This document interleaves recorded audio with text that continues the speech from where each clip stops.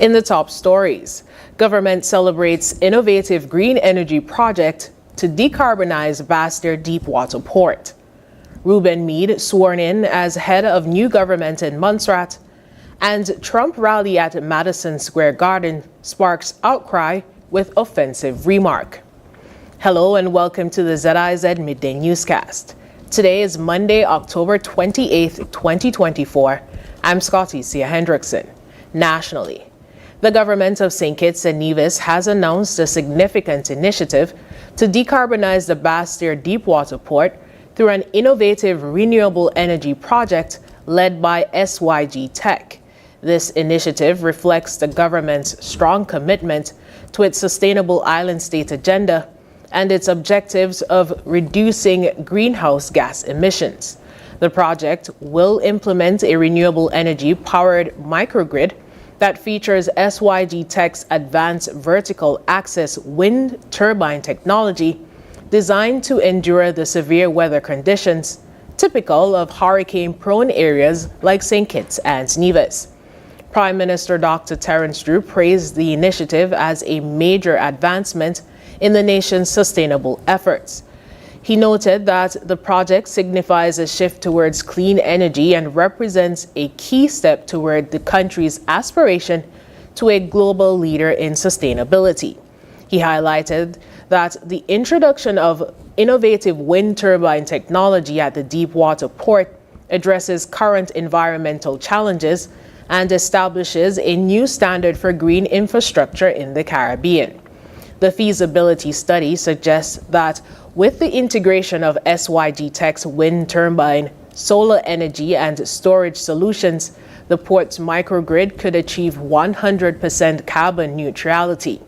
The initiative is projected to reduce the port's greenhouse gas emissions by approximately 46%, saving around 141 tons of CO2 annually. This development signifies a transformative change for the port and positions it as a regional model for renewable energy utilization. SYG Tech's wind turbine features advanced technology that enables it to monitor wind speeds and enter a storm protection mode, closing its blade in response to extreme winds. This tilt-down capability provides essential protection during hurricanes and storms, ensuring the equipment's longevity in a region vulnerable to severe weather. The success of this project will not only position St. Kitts and Nevis as a progressive and environmentally aware nation, but will also serve as a model for other island nations pursuing sustainable solutions. It's expected that this initiative will encourage future collaborations and investments in renewable energy throughout the region. On Friday, October 25th, Nevis Premier, the Honorable Mark Brantley, met with the Premier Bermuda, the Honorable E. David Burt, in Hamilton, Bermuda. The purpose of the meeting was to explore concrete methods for deepening and strengthening the relationship between Bermuda and Nevis, as well as the broader Federation of St. Kitts and Nevis. The meeting emphasized the commitment of both leaders to foster partnerships across various sectors. During their discussions, Premier Brantley and Premier Burt identified collaborative initiatives in several areas of mutual interest, including sports, with a particular focus on cricket, cultural exchanges, financial services, and enhancing connections between the citizens of Bermuda and Nevis. These conversations represented a significant advancement in regional cooperation and the creation of meaningful opportunities for the residents of both territories. Accompanying Premier Brantley were his wife Sharon Brantley, St. Kitts and Nevis's Honorary Consul to Bermuda, Louise Tancock, and the Honorable Walter Lister, a retired Bermudian parliamentarian of St. Kitts and Nevis heritage. Premier Burt was joined by his wife Kristen and Deputy Premier, the Honorable Walter Rubin, showcasing a strong commitment to a shared vision for future collaboration. This bilateral meeting underscored the importance of regional unity and highlighted the shared history and values between Bermuda and the Federation, paving the way for increased engagement and beneficial outcomes for both territories. On October 20th, the government of St. Kitts and Nevis celebrated the launch of the Guinness Ambassador Football Cup and 40 and Over League at the Warner Park Football Stadium. The initiative, praised by Prime Minister Terence Drew and Minister of Sport Samuel Duggins, aims to promote social cohesion among men over 40. The league, conceived by Ambassadors Kenneth Douglas and Leon Nathan Nelson, features 8 teams representing various constituencies. Prime Minister Drew noted the tournament's role in fostering healthy living and addressing health issues prevalent among men in this age group. Drew officially opened the tournament by kicking the first ball and acknowledged the contribution of sponsors, including Guinness, the Rams Supermarket. Minister Duggins emphasized the importance of engaging men over 40 in physical activity, highlighting the league's inclusivity. The tournament includes notable veteran players and features rules stipulating that all participants must be 40 or older by December 31st, 2024. Each match consists of 2 30-minute halves with a round-robin format in the group stage. In the opening matches, Old School defeated Generation Ballers 2-0, and CP Legends won against Legacy Ballers 3-1. The league continues on October 29th with Capisteer facing Old School and Legacy Ballers taking on Generation Ballers. In regional news, Reuben Meade was officially sworn in as the new Premier of Montserrat less than 9 months after emerging from retirement to lead his newly established United Alliance to victory in the recent general election. Following his swearing in by Governor Sarah Tucker, Meade emphasized the importance of unity, stating that the focus is no longer on political parties, but rather on the collective progress of Montserrat and its citizens. At the age of 70, Meade previously served as Montserrat's inaugural premier from 2010 to 2014 and held the position of chief minister on 2 occasions between 1991 and 2010. He committed to establishing an inclusive administration, asserting, quote, "We pledge to serve thee honestly and with compassion," end quote. He highlighted the importance of continuous training for UA members as they advance in their political careers, expressing pride in their development over the past 6 months and confidence in their readiness to serve the public. To facilitate growth and experience, Meade announced the implementation of a rotation deputy premier system, the first of whom is Veronica Dawsett Hector, also the Minister of Infrastructure, Labor, Transport, Energy, and Ecclesiastical Affairs. The UA secured 5 of 9 seats in the Legislative Assembly, while People's Democratic Movement obtained 3 seats and the outgoing Movement for Change and Prosperity won 1 seat. 2 additional uncontested seats, those of the Attorney General and the Financial Secretary, completed the 11-member Legislative Assembly. The government of Guyana has expressed its intention to seek private investors for the development of a safari-style zoo with a strong emphasis on wildlife conservation.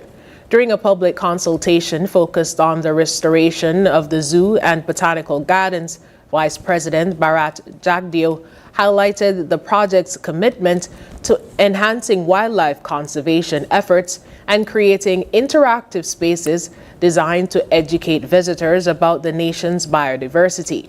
Jagdeo acknowledged the significant tourism potential of a safari-style zoo, which offers visitors an immersive experience by allowing them to drive through expansive enclosures to observe animals in settings that resemble their natural habitats.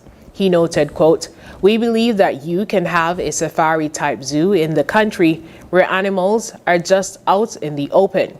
We want to issue a prospectus to support any private investors interested in this initiative," end quote.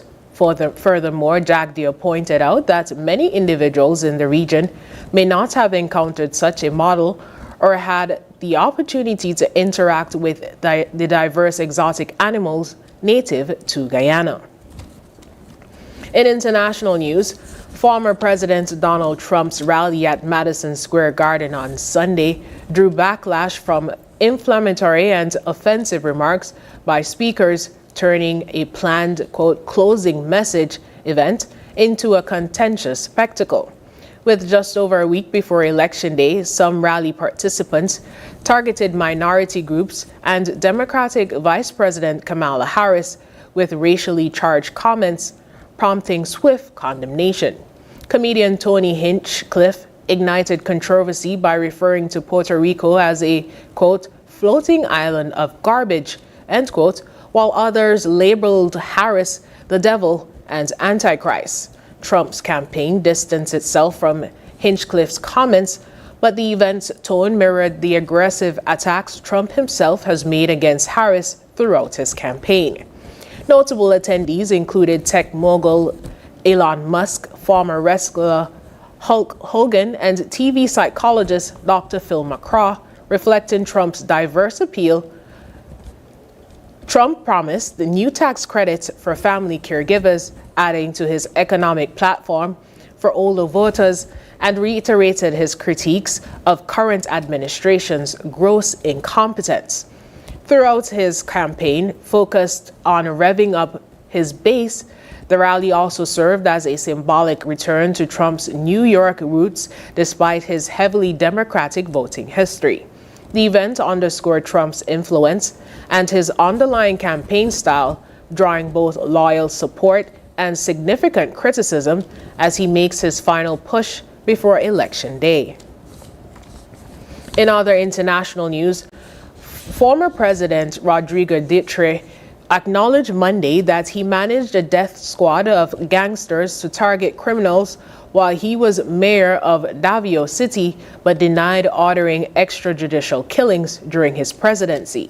This Senate inquiry marks his first public appearance since 2022, focusing on Duterte's anti-drug campaign, which is under investigation by International Criminal Court for possible crimes against humanity. Duterte admitted to a squad of 7 gangsters for crime control in Davao, but insisted he never instructed national police to carry out killings. Former police chief Ronald Del Rosa, now a senator, confirmed Duterte did not order extrajudicial killings. Critics, including former Senator Leah de Lima, argue there is ample evidence to prosecute Duterte. Retired officer Atro Lanscast, who alleged mass killings in Davao, has given testimony to the ICC. Despite mounting calls of accountability, Duterte remains unrepentant, stating he would, quote, wipe out, end quote, criminals if given another chance. And now for the weather. Present weather is partly cloudy. The temperature today is at 30 degrees Celsius or 84 degrees Fahrenheit. Winds are east at 9 to 16 miles per hour. Seas are 1 to 1.2 meters or 3 to 4 feet. Weather forecast for today predicts partly sunny with a 50% or moderate chance of showers in the morning, and mostly cloudy with a 70% or high chance of showers in the afternoon. Tonight will be mostly cloudy with a 70% or high chance of showers. Sunset today will be at 5:41 p.m. and sunrise tomorrow will be at 6:08 a.m.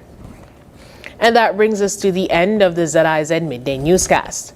Join us this evening for these stories and more in detail. Thank you so much for joining us. I'm Scotty Sia Hendrickson.